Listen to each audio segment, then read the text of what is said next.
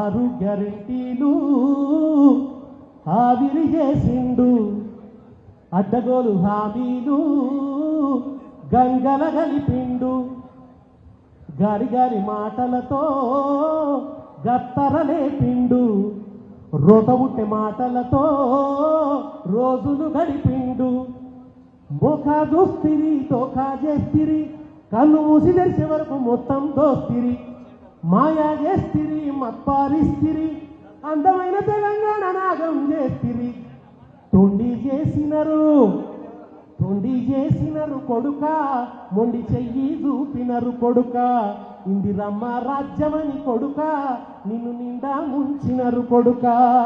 తొండి చేసినరు కొడుక, మొండి చెయ్యి చూపినరు కొడుక, ఇందిరమ్మ రాజ్యమని కొడుక, నిన్ను నిండా ముంచినరు కొడుక. గల్లీ కాంగ్రెస్ మాట నమ్మరని ఢిల్లీ పెద్దల తీసుకొస్తిరి.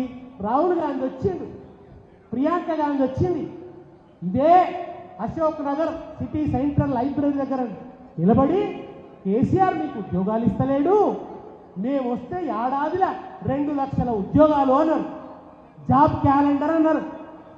ఇవాళ ఏం జరుగుతుంది? అదే నిరుద్యోగులు నోటిఫికేషన్ లేవి అని రోడ్ల మీదకి వస్తే, ప్లకార్డులు పట్టుకుంటే, నిలదీస్తే, ప్రశ్నిస్తే లైబ్రరీ లోపలికి పోయి ఎప్పుడు పోలీసులు సిటీ సెంటర్ లైబ్రరీలో అడుగు పెట్టలేదు. రేవంత్ రెడ్డి వచ్చిన తర్వాత సరస్వతమ్మ కాలి అందెల సవ్వడి వినిపించేటువంటి సిటీ సెంటర్ లైబ్రరీలోకి పోలీసులు చొరబడి నిరుద్యోగుల వీపును వాయగొట్టిరు, వాళ్ళ నెత్తురు కళ్ళ చూసిండు రేవంత్ రెడ్డి. కేసీఆర్ ఇచ్చిన ఉద్యోగాలే, ఆ 50,000 ఉద్యోగాలనే తను ఇచ్చిన తన క్రెడిట్లో వేసుకొని అబద్ధాలు చెప్తూ మోసం చేస్తూ, మోసానికి అంగిలాగేస్తే రేవంత్ రెడ్డి, మోసానికి ఒక రూపం వస్తే రేవంత్ రెడ్డి, బాధ్యత లేని బలాదూరు ముఖ్యమంత్రి రేవంత్ రెడ్డి. ఇటువంటి ముఖ్యమంత్రిగా చరిత్ర ఎప్పుడు చూడదు. రేవంత్ రెడ్డి పరిపాలన అనేది తెలంగాణ చరిత్రలో బ్లాక్ డేస్గా మిగిలిపోతున్నాయి, చీకటి రోజులుగా మిగిలిపోతాయి. బాండ్ పేపర్లు రాశారు, గల్లీ కాంగ్రెస్ మాట నమ్మరని ఢిల్లీ పెద్దల తీసుకొస్తిరి. రాహుల్ గాంధీ ప్రియాంక గాంధీ బాధ్యత మాదని బాసా చేస్తిరి. తల్లి తోడని పిల్లి తోడని బాండు పేపర్లు భలే రాస్తిరి. 100 రోజుల్లో అమలు చేస్తామని బొంకులాడితిరి, బొంద పెట్టితిరి. తొండి చేసినరు కొడుకో, మొండి చెయ్యి చూపినరు కొడుక, ఇందిరమ్మ రాజ్యమని కొడుకో, నిన్ను నిండా ముంచినరు కొడుక.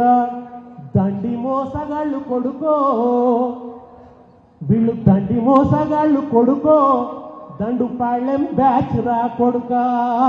దండి మోసగాళ్ళు కొడుకో, దండు పాళ్ళెం బ్యాచ్ రా కొడుక. మహాలక్ష్మి పథకమంటిరి, మహిళల ఓట్లను కొల్లాగొడితిరి. ఇవాళ రైతులకు ఇచ్చినందుకు రేవంత్ రెడ్డి దగ్గర డబ్బులు లేవు, మహిళలకు ఇచ్చినందుకు పైసలు లేవు, విద్యార్థుల పాపం ఫీజు బకాయి. కేసీఆర్ తాను అద్భుతమైన సంక్షేమ పథకాలు తేవడమే కాకుండా అంతకుముందు ముఖ్యమంత్రులు పెట్టిన ఏదైనా మంచి పథకం ఉంటే దాన్ని కొనసాగించేది తప్ప రద్దు చేయలేదు. వైఎస్ రాజశేఖర రెడ్డి పెట్టిన ఫీజు రియంబర్స్మెంట్ పథకాన్ని కేసీఆర్ కొనసాగించింది, రద్దు చేయలేదు. కానీ ఇవాళ మాట్లాడితే వైఎస్కు పెద్ద ఏదో తనకేదో అభిమానం ఉన్నట్టు భక్తి ఉన్నట్టు మాట్లాడే రేవంత్ రెడ్డి, ఆంధ్ర ముఖ్యమంత్రుల్ని నోటి నిండా కలిసే రేవంత్ రెడ్డి, ఒక్క తెలంగాణ నాయకుడిని తలవని రేవంత్ రెడ్డి, తెలంగాణలో కేసీఆర్ చేసిన అభివృద్ధిని మాట్లాడడానికి కూడా ఇష్టపడని రేవంత్ రెడ్డి ఏం చేసిండు? ఫీజు రియంబర్స్మెంట్ పథకాన్ని వాళ్ళ పిల్లలకు 10,000 కోట్ల బకాయిలు ఉన్నాయి, పిల్లల చదువులు అగమ్యగోచరం అవుతున్నాయి. చివరికి కాలేజీల వాళ్ళు కోర్టుకు పోతే కోర్టు ఏమని తీర్పిచ్చిందంటే మీరు పిల్లల దగ్గర వసూలు చేసుకోండి అని చెప్పింది. ఇవాళ రేవంత్ రెడ్డి పరిపాలన కారణంగా ఫీజు రియంబర్స్మెంట్ రాకపోగా ఆ పేద పిల్లలు బోలెడని ఫీజులు చెల్లించాల్సినటువంటి దుర్గతి పట్టింది. అట్లా ఇవాళ అటు 6 గ్యారెంటీలేమో ఆవిరి చేసి ఇంకోవైపు ఏం చేస్తున్నాడంటే ఈ విగ్రహాల రాజకీయం నడుపుతున్నాడు. ఎన్టీ రామారావు విగ్రహం పెట్టి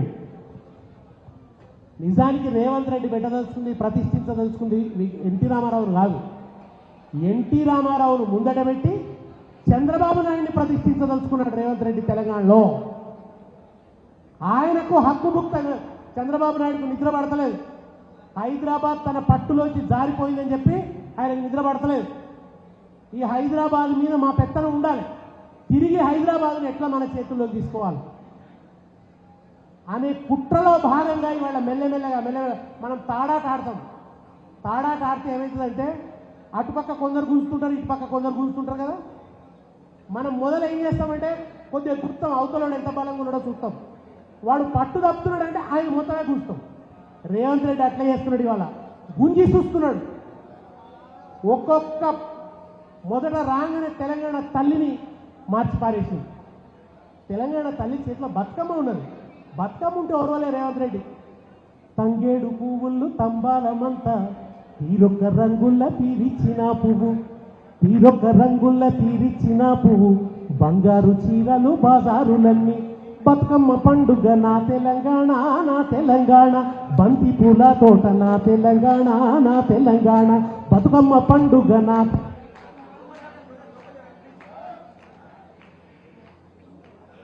హలో. బతుకమ్మ పండుగ నా తెలంగాణ నా తెలంగాణ, బంతి పూల తోట నా తెలంగాణ నా తెలంగాణ, కొత్త బట్టలు గట్టి కోటి ముచ్చట్లు, పాల పిట్టల చూసి పడుచు సప్పట్లు, పాల పిట్టల చూసి పడుచు సప్పట్లు, పాల పిట్టల చూసి పడుచు సప్పట్లు, జొన్న కర్రల జెండ జోరున్నదేమి, అలై బలై తీసే నా తెలంగాణ నా తెలంగాణ, జంబి వంచిన ఆర్తి నా తెలంగాణ నా తెలంగాణ, నాగేటి సాలల్ల నా తెలంగాణ నా తెలంగాణ, నవ్వేటి బతుకులు నా తెలంగాణ నా తెలంగాణ. ఇవాళ రేవంత్ రెడ్డి వచ్చిన తర్వాత బతుకమ్మ పండుగల ఉత్సాహమే పోయింది. ప్రభుత్వం చేసే ఆ వసతులు పోయినాయి, చెరువుల దగ్గర ఏర్పాట్లు లేవు, బతుకమ్మ పండుగ వైభవమే పొడగొట్టిండు. చివరికి తెలంగాణ తల్లి చేతి నుంచి బతుకమ్మని తీసేసిండు. తెలంగాణ తల్లి మెడలనట నగలు ఉంటుందట. రేవంత్ రెడ్డి కుటుంబ సభ్యులు నగలు వేసుకుంటలేరా? వాళ్ళు వైభవంగా ఉండొచ్చు, కానీ తెలంగాణ తల్లి మాత్రం పేదగా ఉండన్నట. ఆమెకు వడ్డాణం ఉండొద్దట. వడ్డాణం ఉంటే రాచరిక మహిళలాగా ఉందట. మనం బతుకమ్మ పాటలు పాడతాం ఏమని, ఘనమైన పొన్న పువ్వే గౌరమ్మ, గజ్జల వడ్డాణమే గౌరమ్మ, ఘనమైన పొన్న పువ్వే గౌరమ్మ, గజ్జల వడ్డాణమే గౌరమ్మ. గజ్జల వడ్డాణం గౌరమ్మకు ఉన్నదని పాట పాడుకుంటాం, తెలంగాణ తల్లికి వడ్డాణం ఉండద్దా? ఈ దుర్మార్గుడు తెలంగాణ తల్లికి నగలు ఉండొద్దు అన్నాడు. తెలంగాణ తల్లిని మార్చేసింది. ఎందుకంటే తెలంగాణ తల్లిని తీసేయడం అంటే తెలంగాణ ఆత్మను తీసేయడం, తెలంగాణ తల్లి పట్ల మనకున్న ఆ ప్రేమాభిమానాన్ని దెబ్బతీయడం, మెల్లమెల్లగా మన లోపల ఉన్న తెలంగాణ భావనను, తెలంగాణ స్పృహను చంపేయాలని చూస్తున్నాడు రేవంత్ రెడ్డి. ఏం మాట్లాడుతున్నారు భయ్? అరే ఇక్కడ ఎందుకంటే అంత గొడవ కాన్సన్ట్రేషన్ అంతా దెబ్బతీస్తున్నారు అప్పటి మీరు. అంతేకాదు, మనకు జై తెలంగాణ అంటే ఒళ్ళ ఇట్లా నెత్తురు పోటెక్కుతుంది మన నరాలలో. జై తెలంగాణ అనే నినాదం వింటేనే. కానీ ఇవాళ రేవంత్ రెడ్డి వచ్చిన తర్వాత ప్రభుత్వంలో జై తెలంగాణ అనే నినాదమే నిషేధం అయిపోయింది. రేవంత్ రెడ్డి నోట మీరు జై తెలంగాణ వింటున్నారా? లేదు. బట్టి విక్రమార్క జై తెలంగాణ అంటాడా? అనడు. శ్రీధర్ బాబు జై తెలంగాణ అంటున్నాడా? అంటలేడు. ఎవరు జై తెలంగాణ నిషేధం చేసింది ఇవాళ కాంగ్రెస్ గవర్నమెంట్లో. మన భూమికి మనం జై అనొద్దా? ఒకవైపు ఏమో ఆ పాటలో ఉంది, జయ జయ హే తెలంగాణ జననీ జయ కేతనం, ముక్కోటి గొంతుకలు ఒక్కటైన చేతనం, తరతరాల చరిత గల తల్లి నీ రాజనం, 10 జిల్లల నీ పిల్లలు ప్రాణమిల్లిన శుభతరుణం, జై తెలంగాణ. మనందరం ఆ జై తెలంగాణ అంటుంటేనే మనకు ఒక ఆవేశం. మనందరం ఆ పాట పాడినాడు రేవంత్ రెడ్డి వాళ్లే, ఆ పాట మనం పాడినాడు రేవంత్ రెడ్డి వాళ్లే, మనతో కలిసి రాలే. చంద్రబాబు నాయుడు తెలంగాణ మీద వైఖరేందో చెప్పాలి, ఆయన నిలదీయండి అని కోదండరాం పిలిపిస్తే ఆయన అడగడానికి తెలంగాణ వాదులు పోతే వాళ్ళని చంపేస్తానని రైఫిల్ పట్టుకొని వచ్చినవాడు రేవంత్ రెడ్డి. ఆయన వాళ్ళ జై తెలంగాణ నినాదాన్ని నిషేధం చేసిండు.